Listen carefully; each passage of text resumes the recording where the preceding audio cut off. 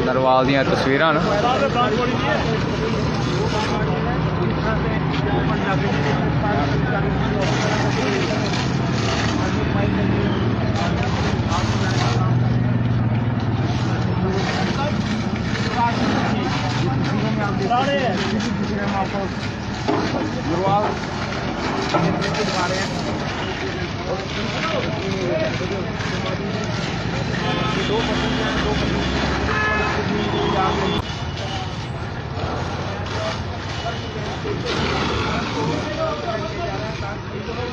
और ज़्यादा नुकसान जो है मांग है और हमारे साथ इसको इसमें हमारे पास कॉल आई 101। तो हम एकदम गाड़ियाँ लेकर यहाँ पर पहुँचे तो यहाँ पर 2 बसें जो इन्वॉल्व हुई थी और वेस्टेज एरिया भी पीछे से जो है ना तो वो भी इन्वॉल्व हुआ था। अभी आग के लगने का कारणों का पता नहीं हमें कोई कारण का पता नहीं। हमने आग अभी बुझाई, अभी कंट्रोल में हो गई। इसमें काफ़ी लिमिटेड ज़्यादा थी, उसमें थोड़ी आग थी, इसमें बहुत ज़्यादा आग थी। जब हम पहुँचे तो हमने दोनों को एट ए टाइम 2 गाड़ियाँ थी हमारी, 3 ब्रांचें लगी थी, 2 इस गाड़ी की, एक दूसरी वाली, 3 जगह से हम काम करने लगे जिससे हमने इस पर काबू पा लिया। तो काज़ ऑफ फायर क्या है वो देखेंगे क्योंकि यहाँ पर साथ में जो ड्राई बुशेस वगैरह है वो भी जले हुए हैं। तो दोनों गाड़ियाँ जब हम आए तो दोनों गाड़ियाँ इन्वॉल्व हो चुकी थी। हमारे आने के बाद जब हमें कॉल आई तभी यही कॉल आई थी कि 2 गाड़ियों को आग लगी है और भी साथ में गाड़ियाँ हैं, जलने का खतरा, थोड़ा जल्दी करो। तो हम फन में जो 2 गाड़ियाँ आई, बिल्कुल 2 गाड़ियाँ हमारी, आप देख सकते हैं मौके पर दोनों मौके पर पहुँचे और फिलहाल आग शांत कर दिया गया। स्वागत है आपका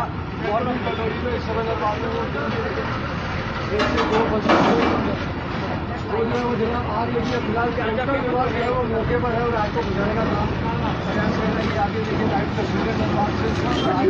लाइव तस्वीर तो शरणार्थी न्यूज़ के माध्यम कन्नै दिखा करते हो।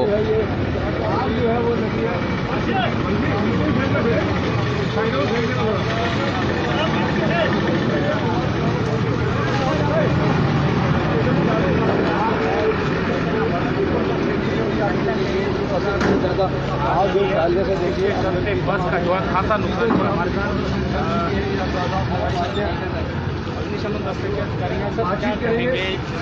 आग लगी है, क्या आपको जानकारी मिली?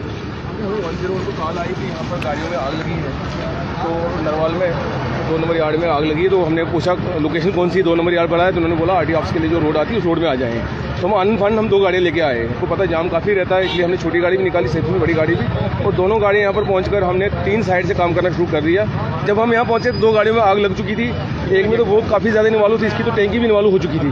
तो हमने फोम डालकर वो टैंकी वाला एरिया पहले कवर किया, नहीं तो वो ब्लास्ट भी हो सकती थी और ज़्यादा नुकसान हो सकता था। इसमें कोई सवारी तो नहीं? सवारी कोई नहीं थी। जब हम आए इसमें कोई भी नहीं थे। लोग तो काफ़ी जमावड़ा खड़ा था यहाँ पर, सैकड़ों लोग यहाँ पर खड़े थे तमाशाई।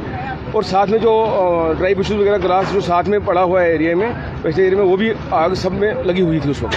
अब काज़ ऑफ फायर क्या है ये थोड़ी हम तहकीकात करेंगे, उसके बाद देखेंगे क्या काज़ ऑफ फायर क्या है। तो सर क्या लगता है कि इस कारण की वजह से लगी? नहीं, अभी काज़ ऑफ फायर का हमें पता नहीं, क्योंकि यहाँ पर वेस्टेज एरिया भी चल रहा था, जो काफ़ी ड्राई बुशेस वगैरह ग्रासेस हैं, काफ़ी हो सकता है उसकी वजह से कोई सिगरेट वगैरह डाली हो किसी ने, गाड़ियाँ साइड में लगी थी उस वजह से लगी हो आग, क्योंकि गाड़ियाँ दोनों खड़ी थी।